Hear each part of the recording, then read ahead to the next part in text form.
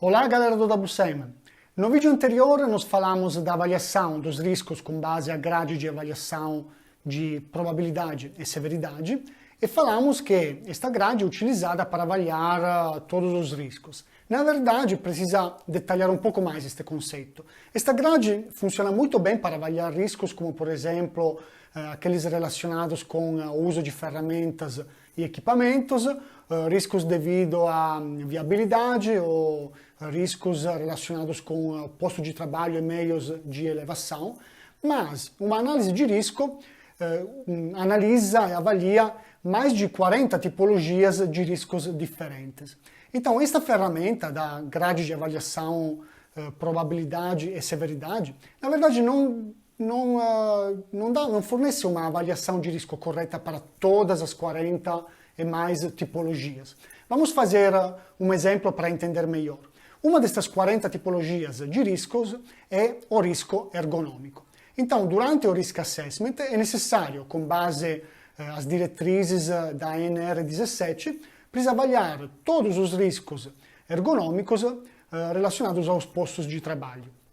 Agora, para fazer uma avaliação de risco ergonômico de um posto de trabalho, não é suficiente fazer uma análise de probabilidade e severidade. É necessário de ferramentas mais específicas. E, inclusive, dependendo do tipo de movimento que eu quero avaliar, eu posso utilizar ferramentas diferentes. Por exemplo, se eu estou avaliando um movimento relacionado a um levantamento de carga, eu vou utilizar aquela que se chama de equação de NIOSH. Se invece eu estou avaliando um movimento relacionado com o trazionamento de uma carga, eu vou utilizar uma outra ferramenta de análise ergonômica que se chama de Snook e Ciriello. Então vocês podem entender que para fazer uma avaliação ergonômica do posto de trabalho, normalmente precisa de um laudo de um especialista que nos ajude a entender se realmente este posto de trabalho é ergonomicamente crítico ou não e se precisamos tomar contramedidas contra este tipo de risco.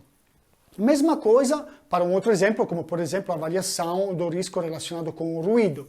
Para fazer uma avaliação do ruído de uma determinada região, é necessário o uso de ferramentas específicas para analisar realmente o nível de decibéis naquela área. Então aqui novamente precisamos de um especialista com ferramentas específicas que saiba analisar o nível de ruído e consiga nos falar se este nível de ruído é aceitável para o operador que trabalha naquela área. E, inclusive, o nível de ruído varia de acordo com o tempo de exposição. Por exemplo, um operador que trabalha 8 horas consecutivas pode ser sujeito ao nível de ruído no máximo entre 80 decibéis. Acima disso, ele não consegue aguentar 8 horas consecutivas sem ter um risco elevado relacionado com o ruído. Então, vocês entenderam que para cada tipologia de risco, na verdade, existe uma ferramenta específica. Mas boa parte desses riscos podem ser avaliados realmente com a grade de avaliação, probabilidade e severidade. Qualquer que seja a ferramenta de avaliação, a metodologia de análise de riscos segue sempre os passos seguintes. Primeira coisa, é necessário avaliar o perigo no posto de trabalho. A segunda fase consiste em avaliar o risco. Neste caso que estamos vendo aqui ao meu lado, a avaliação novamente feita com a grade de avaliação probabilidade, gravidade, mas dependendo do risco pode ser uma outra metodologia.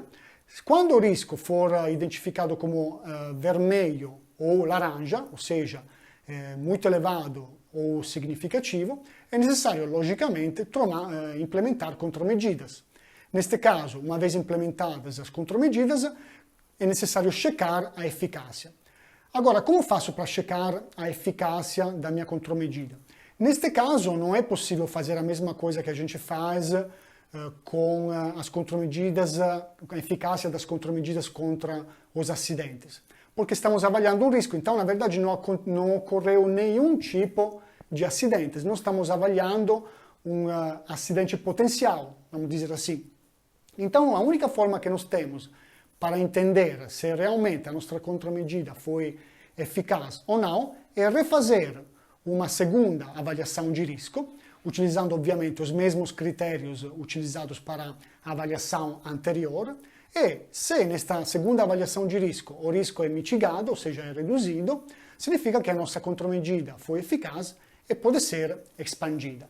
No próximo vídeo vamos falar um pouco mais sobre a ferramenta do Risk Assessment, como é constituída a gestão à vista, quais são as principais ferramentas que nós da Kailab utilizamos para fazer o Risk Assessment. Então, até o próximo vídeo. Tchau e bom WCM a todos!